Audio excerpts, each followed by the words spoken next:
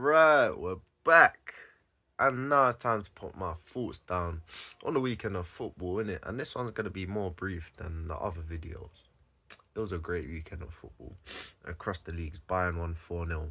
El Clasico, I'm a Barca fan, but it was a great watch in the first half anyway. I didn't watch the second half. Spurs, now let's get on to Spurs. We done our thing with Liverpool dropping points around us, Chelsea dropping points, Sunderland and Bournemouth picking up points. We had to win because I've been saying, like, I am entitled. We should be beating these Aston Villas, these Evertons, these Bournemouths, and we've dropped points against Aston Villa and Bournemouth. In fact, we dropped all 3 points. We've lost both games, and both of them at home.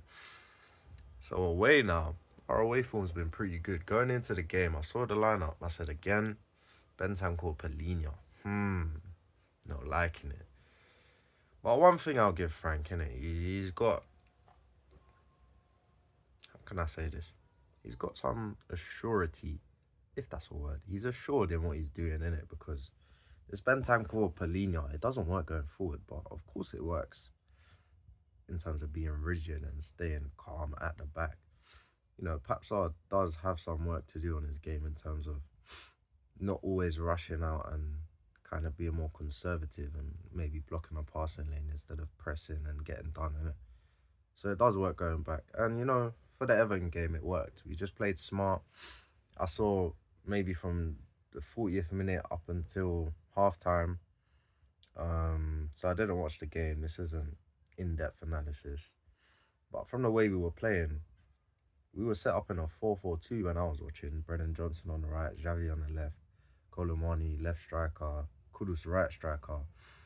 And blood, it's lovely to see. Like, I don't know why 4-4-2's gone so out of fashion to the point where, like, people are kind of apprehensive to play it. But when Postecoglou played us in a 4-4-2 in certain games in the Europa League in the second halves, we look great. It's like our players can adapt and play to that. I think if I was gonna go to look at the underlying stats here, I would see that we weren't dominant and these things, but when you know football from an old school standpoint, it's like you take risks and you prosper. But the game of football is based on 11 players on the pitch.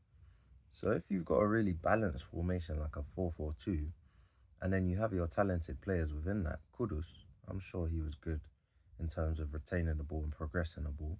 And you have Brendan Johnson, who's just a very smart player and very physically gifted. Like, he can run down the line, makes good late runs into the box. When he does have the ball at his feet, he'll just drive down the line, get a good crossing. On the left side, Xavi Simons, he's a bit more, you know, a bit more positive and stuff. You can win these games because, let's be real, it wasn't a 3-0 game if we really think about it. We scored from 2 set pieces and we scored from a cross, header, and then header again. So, like, these are real football goals. Like, a lot of people want to see us pop, because when it was good with Ange, it was really good. We played some beautiful football. I can think of the games. Aston Villa, that second half, 4-0, bang. Bournemouth, was it even Bournemouth when Maddison, Papsar set Maddison up, and we were just popping them. But, like, we do have to adapt to a manager who's just gonna wanna get the results. And yeah, I back Frank, innit? I back him.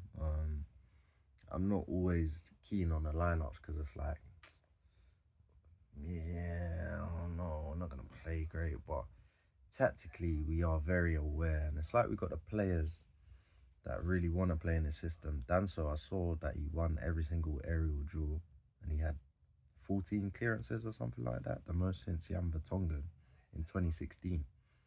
So it's like, guys are playing for the badge. I saw Vicario, he had a good save yesterday as well, so it's good to see. That's what I'll say. It's good to see. Mickey van der Ven, I wasn't sure if he could, like, defend very well in a low block.